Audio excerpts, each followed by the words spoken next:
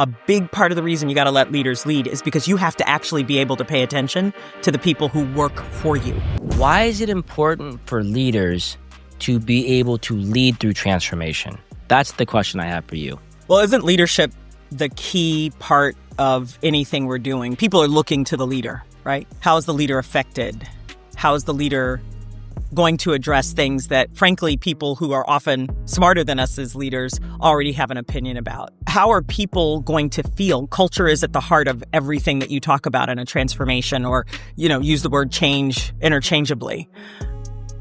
The bottom line is, as a leader, how you communicate and what you want your organization to do is, frankly, the pace at which they'll go through that, the way that they'll go through that transformation, right? The whole process of transformation is exactly that in a nutshell. How you as the leader feel. 75% of communications is nonverbal. People can pick up on that. 25% is verbal. Whether you're nailing how you communicate with people is a part of that. It's the hardest thing to do, communications, right? Yeah. And so we're talking about transformation, we're talking about org change, but what we're really talking about is how do you move people through that so that when they get on the other side of it, they feel ready to go. They feel like it was worth it. They're bought in. You want them to buy in, right? So I say, first of all, there's a lot coming at us as leaders. There's a huge amount in terms of AI, machine learning, the global macroeconomic situation we're in. You're trying to figure out your ops. You're trying to figure out how you keep your roster engaged. And at the same time, you got to do that in a way that steadies and calms the ship. Has a lot to do with how we communicate. How important is it knowing more or less the culture or the vibe of your team, not just the production, the results and the numbers, but like when it comes to deploying that messaging and transformation? And are there ways you do that, whether it's through skip levels or town halls? What does that look like? I said something before, I'm going to go back to it. And this is another reason I believe in letting leaders lead. I have a day job. If I'm a CEO, if I'm a member of the C-suite, my day job should be very different than the leaders who are directs of mine, than the leaders who work for my directs, than the managers frontline, than the individual contributors. A big part of the reason you got to let leaders lead is because you have to actually be able to pay attention to the people who work for you. I have rarely been surprised when someone's leaving my team, when someone's ready to go, when someone's not happy. In fact, with you, in our partnership, I've built benches because I already know, look, this person's going to roll at a certain point. I got to be ready. Or if I guessed wrong, I still got to be ready with other talent that can backfill.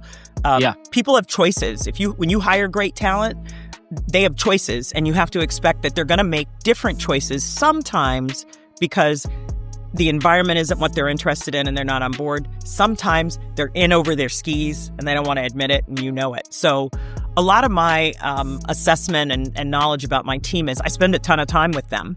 Now, I'm also busy externally working with clients, with investors, with analysts, with partners, consultants, my own network. And so I don't necessarily always have 100% of my time dedicated to them. But when I'm engaging with them, they're the ones that are running those meetings. So if a top performer isn't engaged, I got to know why. I'm going to find out why. I may not come to him or her directly and say, hey, why weren't you engaged? But I'm going to double click on that to see, were they having a bad day? Are they going through a divorce? Is one of their children sick? Or are they actually about to bail? And you can pick that up through observation. It doesn't need to be something where you're infringing on people's lives and you're chasing your team. It's not like that. But if you are accessible enough and approachable enough as a leader, then you also get the benefit of that, which is I'm engaging, I'm not about to get surprised. And on the rare occasion that I am, I can be building a bench and have enough room to treat people with dignity and respect as they choose to leave, and not have the organization in a place where it's disconnected or it's disrupted because a leader leaves. So this is so interesting you say this, because this goes a lot into what we do, Ehrika. And it's like the spouse analogy. Hey, honey, how was your day? It was fine. Then you know the day was not fine, right? And even though it was verbal, it's the body language. It's also the nonverbals that you can pick up on. And I feel like that's where a lot of executives, again, from my perspective, when I see, really miss the mark. Like, some of them are very good about how they conduct themselves, like them. So when their team is looking at them, okay, everything's great. But then there's the other side of the coin of recognizing, like you just said, like that person wasn't engaged. Like, why? What's going on here? And maybe that's a symptom of a bigger underlying problem. You nailed it. Would you say that's probably one of the biggest challenges that leaders have? Like they can control themselves pretty well, but they tend to ignore the other areas. Yeah. Hey, listen, this is hard work. I mean, the first thing, I have a mantra that I've used for a decade, if not more. Outstanding success results from amazing people. And it's a play on words. It's really important. Really important. People are the last word in that sentence, when actually they're the most critical part of any formula to running a business. Correct. But the bottom line is, as C-suite members, as CEOs, as board members, success and results are the most important thing. And outstanding success and results pays dividends, literally, if you're dealing with public companies. And so you got to nail it. Well, how do you do it? It's the people. But look, we're in a bind. We're in a jam because 95% of the time, the only thing anybody's asking us, I could tell you now, as a board member, I don't ask the boards, the leaders of the boards that I'm on, how are the people? The first thing out of my mouth is, what's going on? How are the numbers? Everything looking good? And I get to the people, right? And yet we as leaders all know people matter more than anything. Because without them, the business isn't successful. So this little mantra is a way to unlock for teams that I'm a part of. Hey, look, you matter more than anything. The place I go first when I'm leading a transformation is my human capital strategy. It's the first thing I'm thinking about. The thing I do all day, build a bench. I have an appointment later today where I'm sitting with someone who, next assignment, this lady's on the team. I mean, there's no question she's on that team. So I'm constantly building a bench. But the hard struggle, we're in a dichotomy of sorts, right? You got to nail results. You've got to be clear what the forecast is. You can't miss on operational capacity. And then there's human capital, right? And so, it's tough. It's a tough thing, but you got to prioritize it. Are there different types of transformations that organizations go through? Is there like a technology stack like type of transformation where their systems are outdated? Or is it a human capital? They just don't have the right type of talent for where they need to go. Maybe they're selling new solutions or developing new solutions that they've never done before, like services or whatnot. What are you seeing companies go through out there? Like, is there one size fits all, or is it everybody's going through a different type of transformation? Yeah, I don't think it's one size fits all. I do think some are time bound. We know we need to get to a certain place in the next 5 years. We as a board have decided that. Therefore, we're going to take our time and get through that. Some are regulatory in nature.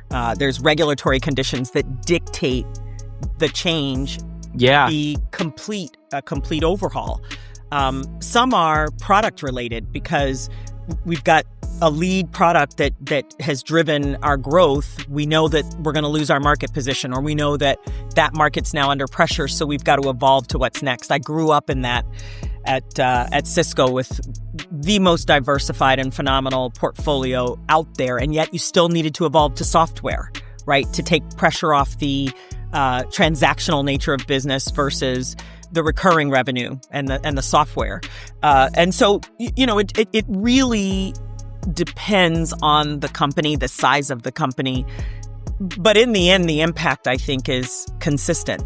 When you're going through this transformation and you have talent that has got you up to a certain point and they're stellar, but there's always casualties in any type of change. There just is. It's inevitable. We don't want to see it.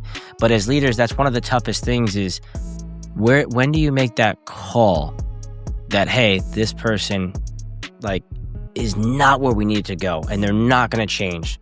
Like, how do you do that? I feel like that's not as easy as said as it's done. Last thing you want to do is disappoint people, right? I'm going to say this really plainly, and I'll say it this way because I think for those listening, they're listening for a reason. They want to hear these answers. As soon as you are embarking on a transformation, who's going to make it and who's not. You absolutely know. You know before you get to that point. And every C leader or executive or director that's listening to this call knows it's true. You know in your gut. It's what you said. It's how you do it. Now, if you do it the minute you know it, you're creating chaos in your organization. You're disrespecting talent that's gotten you to a certain point. You're creating stress in the system. Someone's going to repeat it. Human resources is about the only place you can go. Yeah. And even then, sometimes if you don't have the right CHRO, and I've been in organizations that didn't, that person isn't the vault they're supposed to be. But if HR is if talent and people are where they should be as a C-suite member, that's about the only place you can go. The key to it is not necessarily predicting the future, because people will surprise you too. Like they'll get new energy behind something. So I've been in a place where I'm like, yeah, okay, we're gonna make this change.